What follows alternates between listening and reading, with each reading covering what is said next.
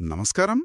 ఒక్కసారి ఆలోచించండే, ఓ 4-5 వేల మంది జనాభా కూడా లేని చిన్న ఊర్లో ఒక బెల్ట్ షాప్ పెట్టుకోవడానికే ఏకంగా 9 లక్షల రూపాయల దాకా వేలం పాడారంటే నమ్మశక్యంగా ఉందా?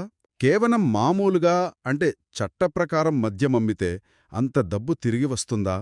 ఈ ప్రశ్నలే ఇప్పుడు ఆంధ్రప్రదేశ్లో పెద్ద చర్చకు దారితీస్తున్నాయి. ఈరోజు మనం రాష్ట్రంలో ఈ విపరీతంగా పెరిగిపోయిన బెల్ట్ షాపుల వ్యవహారం, దానికి తోడుగా బయటపడిన ఈ నకిలీ మద్యం కుంభకోణం గురించి కాస్త లోతుగా మాట్లాడుకుందాం.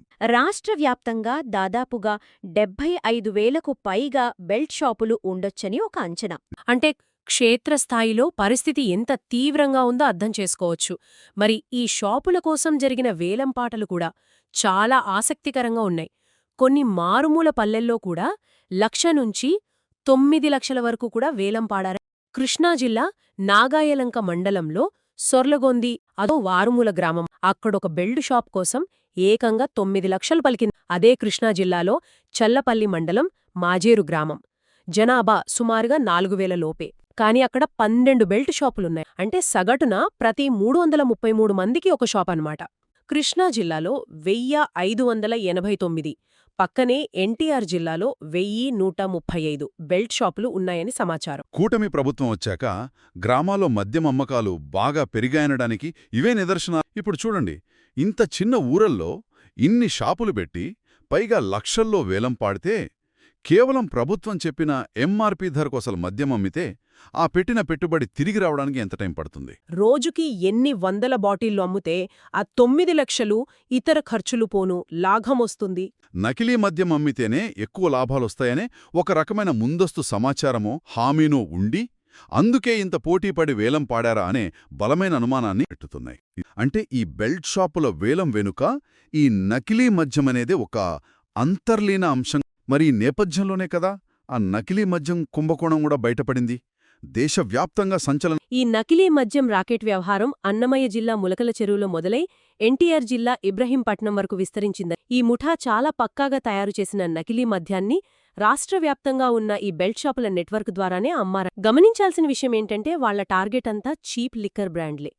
అంటే పేదవాళ్లు రోజుకూలీ చేసుకునేవాళ్లెక్కువగా కొనే ఆ 99 రూపాయలు, 130 రూపాయల రేంజ్ బ్రాండ్లున్నాయి కదా, వాటినే నకిలీలా తయారు చేయడంపై ఈ సిండికేట్ ఎక్కువ దృష్టి పెట్టిందని ఎక్సైజ్ అధికారుల ప్రాథమిక విచారణలో తేలింది. విజయవాడ కూడా దీనికొక ముఖ్య కేంద్రంగా మారిందని పోలీస్, ఎక్సైజ్ వర్గాల సమాచారం. తక్కువ ధరతో ఎక్కువ మందికి అమ్మడం, తద్వారా లాభాలు పెంచుకోవడం, ఇదే వాళ్ల ప్లాన్. ఇది ఖచ్చితంగా జనాల ఆరోగ్యానికి పెద్ద ముప్పు. అసలు ప్రభుత్వమే ఈ బెల్ట్ షాపులకు పరోక్షంగా దారితీసింది. వాటిని కంట్రోల్ చేయలేకపోయింది. దానికి తోడు ఆ మద్యం షాపుల లైసెన్సులు కూడా ఎక్కువ శాతం టీడీపీకి చెందిన వాళ్లకే దక్కాయి. అంటే నియోజకవర్గ స్థాయి నేతలకే వచ్చాయి. ఒకవేళ డ్రాలో వేరే వాళ్లకొచ్చినా వాళ్లని బెదిరించో, ఒత్తిడి చేసో లాక్కున్న ఈ వేల సంఖ్యలో షాపులను ఎక్కువగా టీడీపీ సెకండ్ లెవెల్ లీడర్లు, వాళ్ల అనుచరులు, కార్యకర్తలే నడుపుతున్నారు. అందుకే ఎన్టీఆర్ జిల్లా ఇబ్రహీంపట్నంలో బయటపడ్డ నకిలీ మద్యం తయారీ కేంద్రం వెనుక స్థానిక ఎంపీ,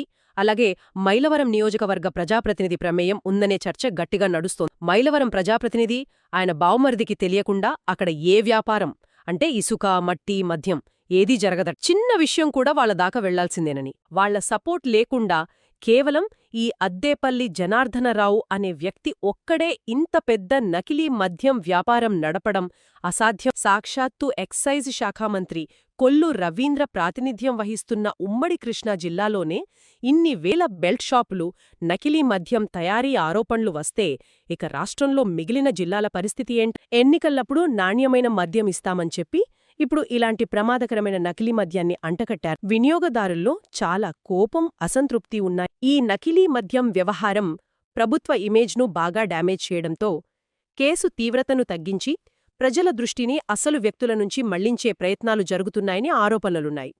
ముఖ్యంగా ఆ అద్దేపల్లె జనార్దనరావు, అతని సోదరుడు లాంటి కొందర్నే మెయిన్ సూత్రధారులుగా చూపించి దీని వెనుక ఉన్న అసలైన రాజకీయ, ఆర్థిక పెద్ద తలలను కాపాడే ప్రయత్నాలు తెరవెనుక జరుగుతున్నాయని సందేహాలు వ్యక్తం చేస్తున్నారు. మొత్తంగా చూస్తే ప్రజల ఆరోగ్యాన్ని, ప్రభుత్వ ఆదాయాన్ని పణంగా పెట్టి కొందరు పలుకుబడి ఉన్న వాళ్లను రక్షించడానికి కేసును నీరుగార్చే ప్రయత్నం జరుగుతోంది. ఆంధ్రప్రదేశ్లో బెల్ట్ షాపులు ఊహించని విధంగా వేల సంఖ్యలో పెరిగాయి.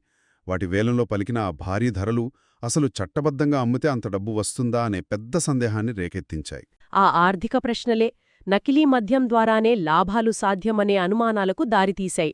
అన్నమయ్య జిల్లా నుంచి ఎన్టీఆర్ జిల్లా వరకు విస్తరించినట్లుగా భావిస్తున్న నకిలీ మద్యం రాకెట్ ఈ బెల్ట్ షాపుల నెట్వర్క్నే వాడుకుని ముఖ్యంగా చీప్ బ్రాండ్లను టార్గెట్ చేసి దందా నడిపిందనే బలమైన ఆరోపణలు చూశాం.